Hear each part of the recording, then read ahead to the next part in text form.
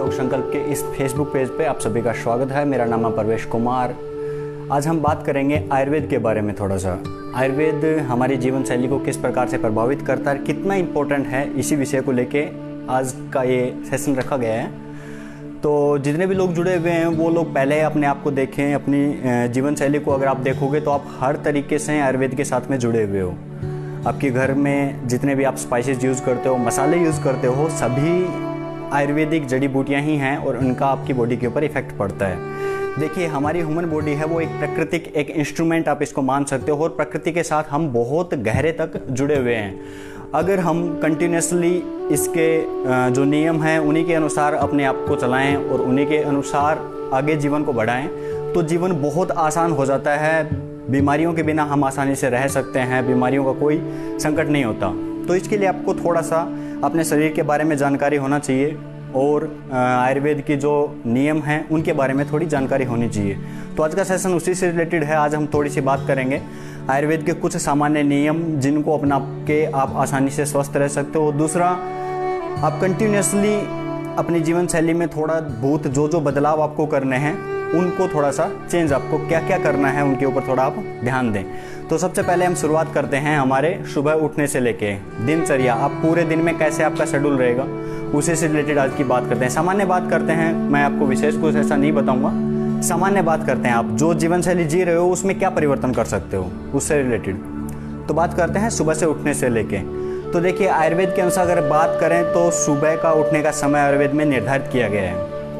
पूरे दिन के दौरान आप जितना समय आप काम करने में लगाते हो उसके विपरीत उतना ही समय उसके रेशियो में आपको सोने के लिए भी आपकी बॉडी के लिए आवश्यक होता है। अगर आप पूरे दिन में जितना काम करते हो उसके जितना आराम अगर आप नहीं करोगे तो आपकी बॉडी को रेस्ट नहीं मिलेगा और आप रिकवर नहीं कर पाएंगे। तो आयुर्वेद के अनुसार अगर बात करें तो एज के अनुसार ये मैटर करता है कि आपको कितनी देर सोना चाहिए।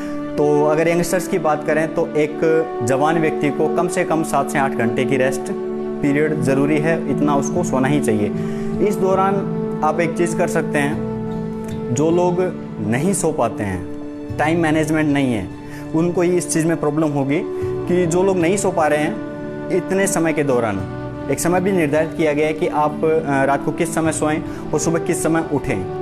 तो आयुर्वेद के अनुसार अगर बात करें तो रात को 10 बजे आपको सो जाना चाहिए और सुबह 4 बजे का जो समय है वो परफेक्ट है आपके उठने के लिए। अब आप बोलेंगे ऐसा क्यों, हम 12 बजे सोएंगे और सुबह लेट से उठेंगे, तो इससे प्रॉब्लम क्या है? इससे प्रॉब्लम एक्चुअली ये है कि हमारा जो आयुर्वेदिक पूरा सिस्टम है वो त्रिदोष के ऊपर काम करता है। 3 दोषों के ऊपर ये एग्जैक्टली काम करता है। इन 3 दोषों का बैलेंस होना बहुत ज़रूरी है, वात, पित्त और कफ।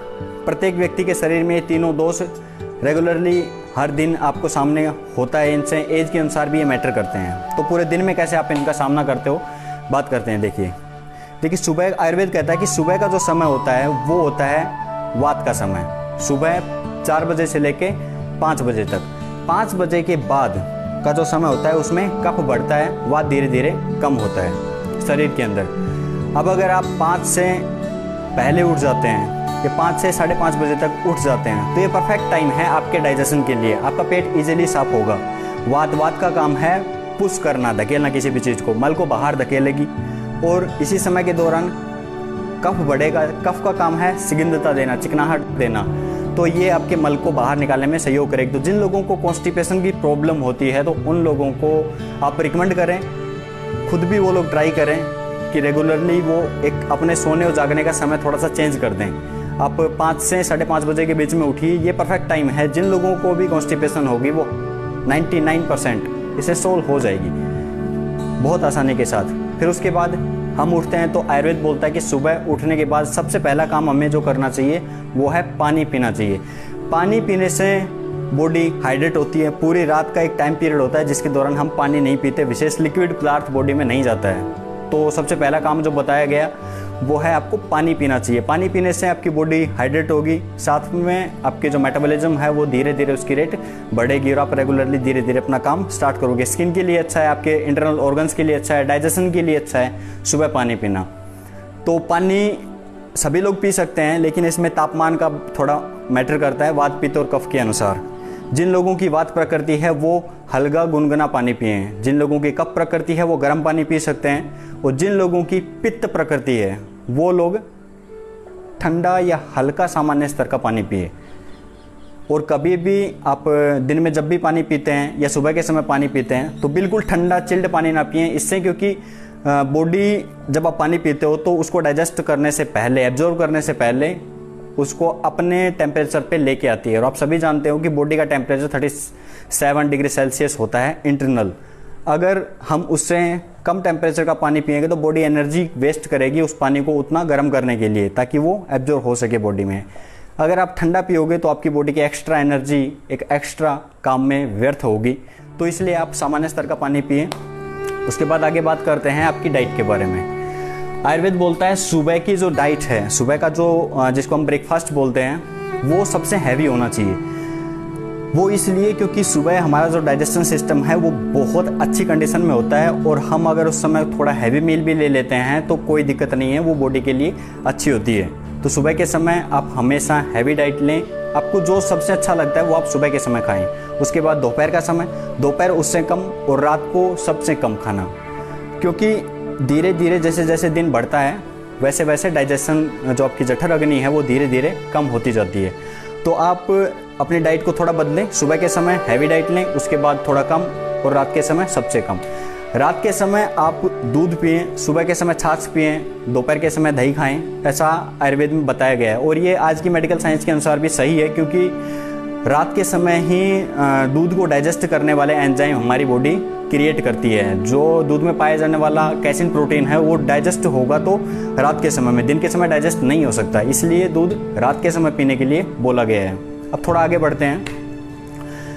आप पूरे दिन में जितनी मील लेते हो, ये आयुर्वेद भी मानता है और मॉडर्न मेडिकल साइंस भी मानता है, आप दिन में जितनी मील लेते हो, जितने खाना खाते हो, उसको आप पार्ट्स में डिवाइड करो। उसमें आपके सभी चीज़ें ऐड होनी चाहिए। फ्रूट्स भी आप ऐड करो, सभी मिनरल्स, सभी विटामिन्स आपकी बॉडी को मिलें, इसलिए डाइट की वैरायटी होनी चाहिए।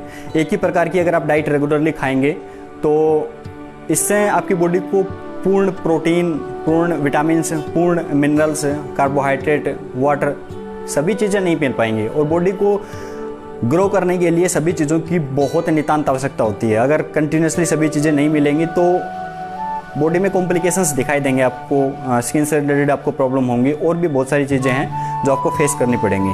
तो अपनी डाइट में आप मौसमी फल, जिस समय आप हैं उस समय का जो फ्रूट है वो आप जरूर ऐड करें एवरीडे। स्वस्थ रहने के नियम, वाटर आप पर्याप्त मात्रा में पिएँ, पानी कम से कम 4 से 5 लीटर आप पिएँ। अगर आप ऐसा कुछ काम करते हो, एक्सरसाइज करते हो जिससे आपकी बॉडी से पानी ज़्यादा मात्रा में रिसाव होता है, तो उस समय आप पानी की मात्रा बढ़ा या घटा सकते हैं। आप सोने का एक समय निर्धारित कर दो।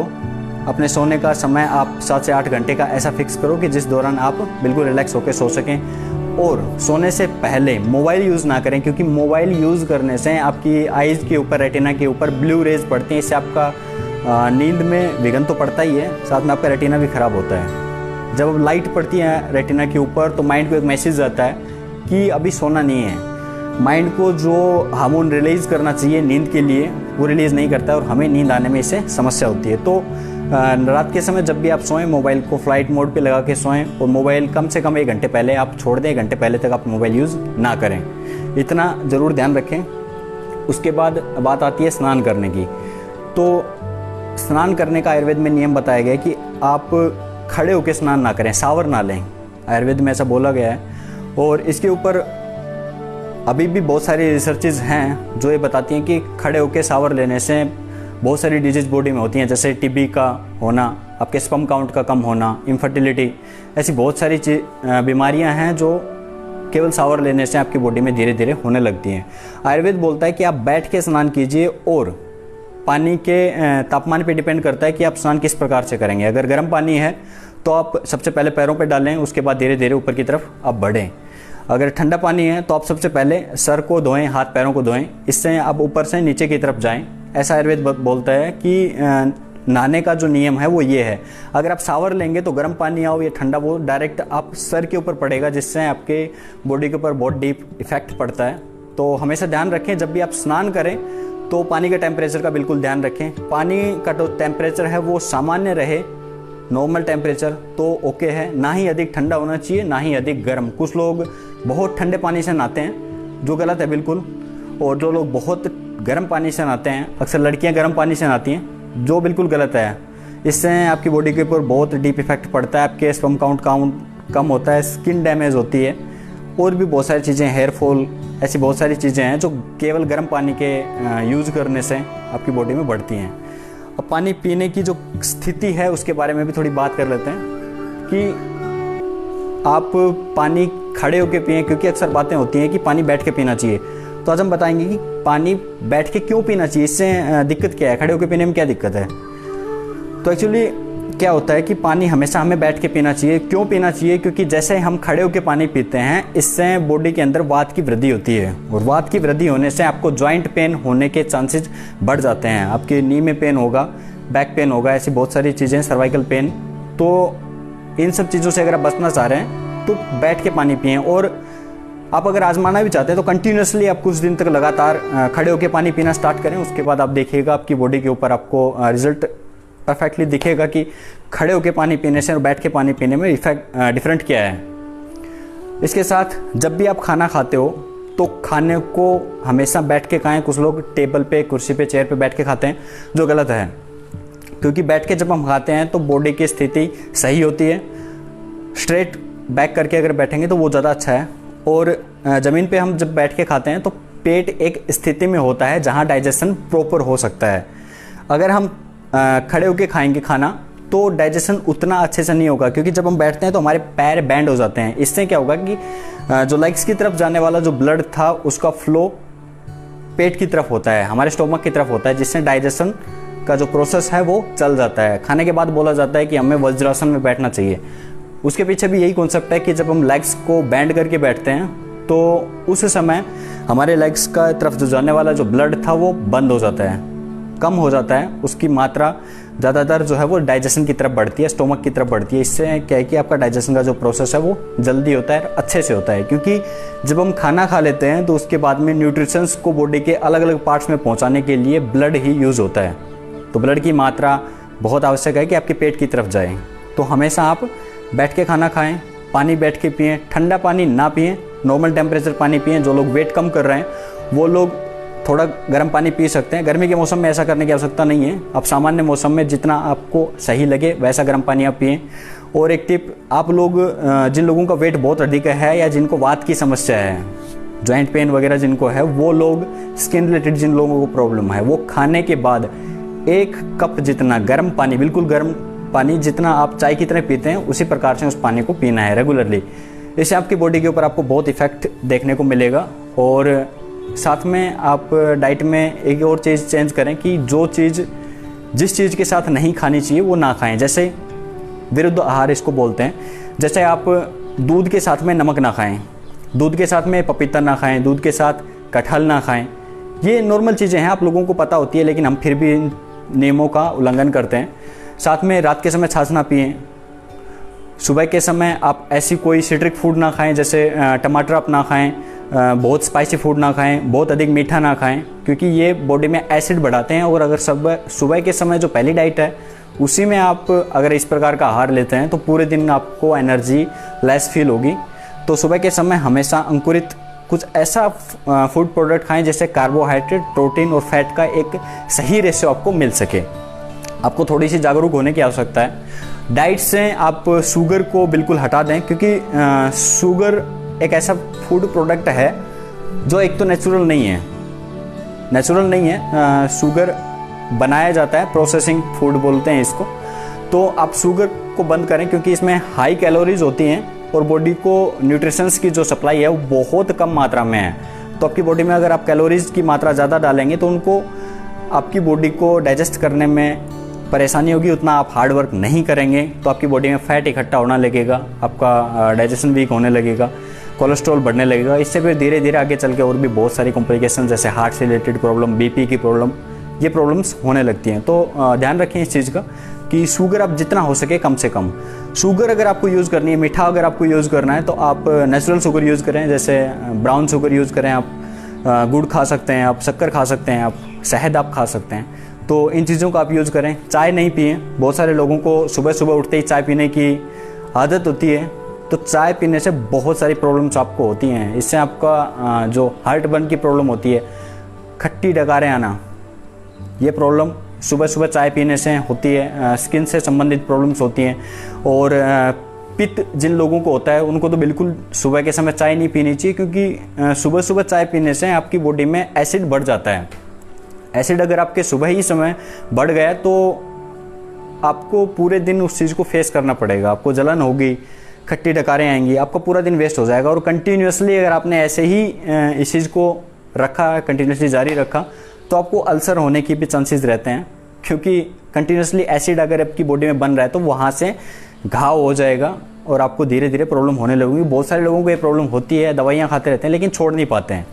तो सुबह के समय चाय ना पिएं। अगर आपको आदत है तो आप धीरे धीरे ग्रीन टी पिएं। कुछ ऐसी नेचुरल टीज़ आती हैं, उनका आप यूज़ करें, तो जिससे धीरे धीरे आपकी आदत बदलेगी। और जैसे आपकी आदत बदलेगी आप अपनी हेल्थ में भी बहुत इंप्रूवमेंट महसूस करेंगे। अगर आप इन चीज़ों का अभ्यास करेंगे तो आपको आदत इस चीज़ की पड़ जाएगी।